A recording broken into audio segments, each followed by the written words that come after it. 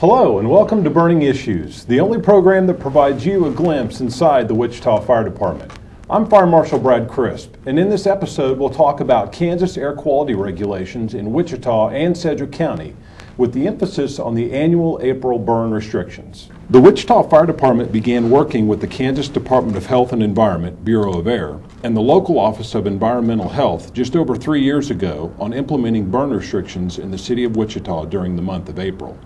Stakeholders from across the state work together and continue to work together to explore ways to reduce the impact of smoke, especially during the springtime, on air quality for the Wichita area.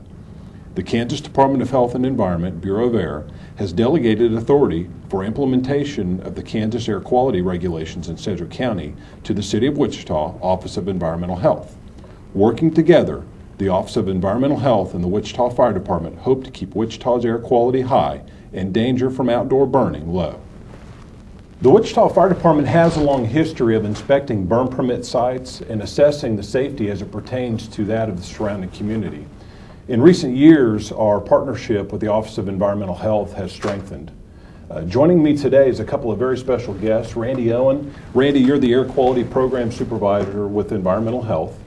You've been with the city for just over 21 years now? Almost 20. Almost 20 years? Right. And Tavis, also a very special guest. Tavis Leak is the Sedgwick County Fire District number 1 Fire Marshal. Tavis, you've been with the county for over 20 years as well. Yes. And first time in our studio. So actually first time in our studio for both of you, is that right? Yeah, that's right. Allegedly, this is the first time that anybody's gotten Randy to wear a suit in 20 years, so I'm feeling pretty cocky right now. That's right. Welcome both of you. I appreciate you being here. Tavis, I'd like to start with you. Sedgwick County Fire District number 1 and the Wichita Fire Department work together every year on implementing some burn restrictions. And I know the challenges in the county are just a little bit different than the challenges in the city. So if you could talk to our listening audience about what the county needs to do and what the county does as far as burn restrictions during the month of April. Okay. In the month of April, Brad, what we typically do is follow the smoke management plan put out by KDHE. And typically in the county, we'll issue 2 types of burning permits, which will be agriculture and open burning. Okay. Only in April will agriculture be allowed. And what that is simply if you're a landowner and you have pastures or crops that you need to burn off, you'll still be allowed to do that. Okay. But any type of open burning, the smaller burns, brush piles, things like that will not be allowed in the month of April. Okay, so the farmers and the ranchers need to burn off their pasture land and need to do some of those things. So people are going to see folks out there burning. Yes, they will see smoke, and the landowners will be burning. Right. Agricultural burns. But you're asking other folks, you know, like you don't want them piling up their brush and their limbs and stuff and burning that off. That's correct. You're asking them to hold off. In the month of April, please do not Right. do that. Yes. Now, come May 1st, then people could resume normal burn method protocols. That is correct. We'll issue open and agriculture after April. Okay, so in the county, folks need to call your department to get a burn permit? That is correct. Call the fire marshal's office, or you can call actually a station, but also we have an online burn permit process where people can access the online site as well to get a burn permit. Okay, and we're going to flash those numbers and those contacts up on the screen here in a minute. Randy, I want to turn to you for just a little bit here. And you're kind of a specialist in your field. You're the subject matter expert when it comes to air quality, at least in this room, right? Right, yes. Please tell me a little bit about ozone. People hear that word, and it's a word that you know we hear nationally and we hear locally, but I don't necessarily always understand it, and so I'd like to have you explain it to me and the folks that are listening to us. Ozone occurs 2 places in the atmosphere. Down low, or the troposphere, and up high, the stratosphere. Up high is the ozone layer, and that's the good layer, and that helps protect the Earth from UV radiation. Okay. But down low is where the concern is, and especially for the Wichita area, because down low in the breathing area can cause significant health damage, property damage. When you're talking about health damage, are you talking about like folks with asthma or respiratory issues? Right. Ozone is a gas that occurs both in the Earth's upper atmosphere and lower atmosphere. Can be good or bad depending on its location. Okay, so when you say location, is there like an upper zone and a lower zone? Lower zone, typically referred to as the troposphere, and that is the area close to the Earth where we live. Right. Upper atmosphere, stratosphere, that's where the ozone level is. Okay, so the upper atmosphere kind of protects us from bad stuff that comes Right. from... It helps protect the Earth from UV radiation. Okay.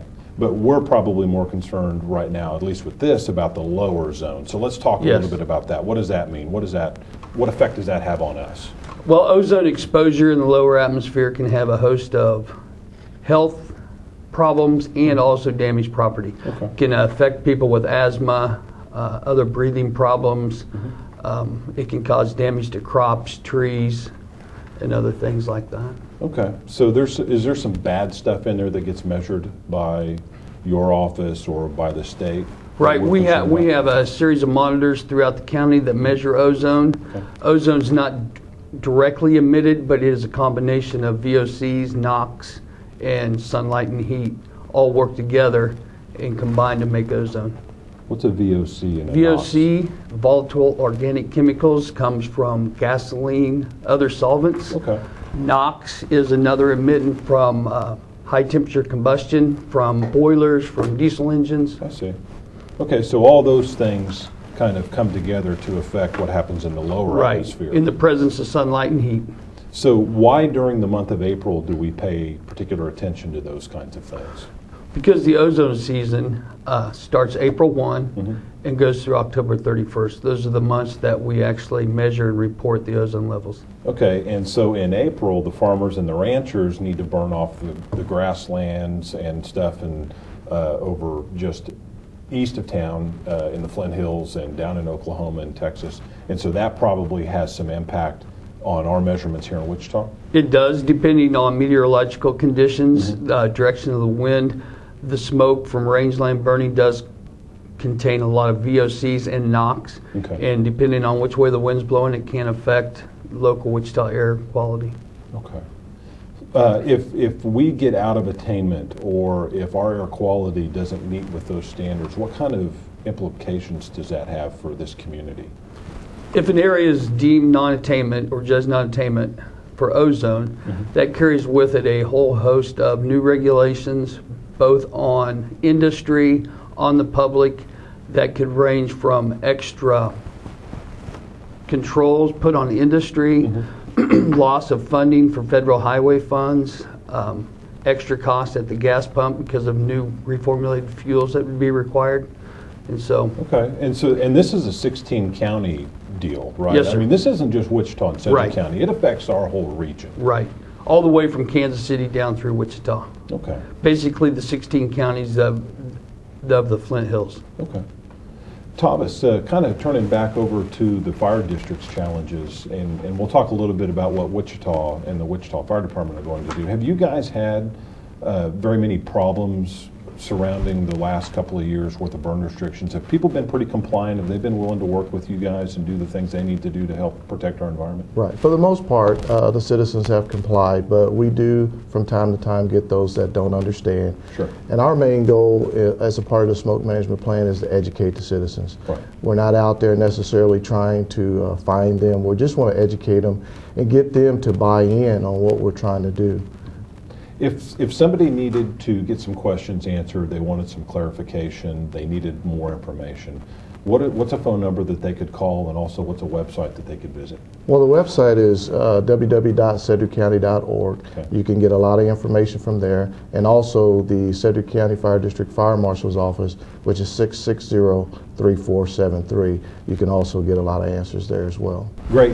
Randy, same question to you. If folks wanted to learn more about ozone and they wanted to learn more about air quality and environmental health, is there a phone number that they could call and a website they could visit? There is wichita.gov air quality we also have the monitoring network, so you can get real-time monitoring data from that, or you can make a phone call 268-8351.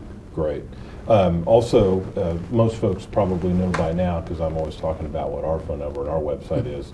If they want to get information from the Wichita Fire Department, of course, you can always call 268-4441, or you can go to wichita.gov and click on the Fire Department link. Real quickly, I wanted to talk about the Wichita Fire Department and the City of Wichita's burn restrictions. Ours are just a little bit different than the county. In the city, we don't have some of the same kinds of challenges that you have. So we don't have ranchers in the city burning off their grass, right? We do have some park land, and the park department's was able to get that burned off in March. In Wichita, really the only thing that folks can burn in their backyard is their barbecue grills. That's really what the burn restrictions are talking about for the city of Wichita. We don't want people in the back burning off their fireplaces, their outdoor fireplaces, their fire rings. We don't want people in the backyard burning their chimeneas and leaves and things like that. Wait till May to do those kinds of things. We don't want people in the backyard piling up limbs and brush and logs and doing those kinds of things in April. It is okay to burn your barbecue grill in the back. It's okay to use the propane grill. It's okay to use a charcoal grill. It's okay to use a smoker, that burns firewood. You're cooking food, and we understand that, and we don't want to be restrictive on that. But everything else, we're asking that you really pay attention to the restrictions and refrain from burning during the month of April and help Wichita do its part to stay in attainment. So, gentlemen, thank you very much for being with me today. I certainly appreciate you taking the time out of your busy schedules and helping us to spread the word about how Wichita and Sedgwick County can be a little safer and a little cleaner in the years to come. Thank you very much for joining me. Thank you, Brad. That concludes this episode of Burning Issues. Our mission is to provide our community excellent, proactive fire and life safety services through prevention, education, and protection. Remember, Wichita firefighters are highly trained professionals that are your friends and neighbors. They are Wichita's bravest, and they're somewhere serving you every day.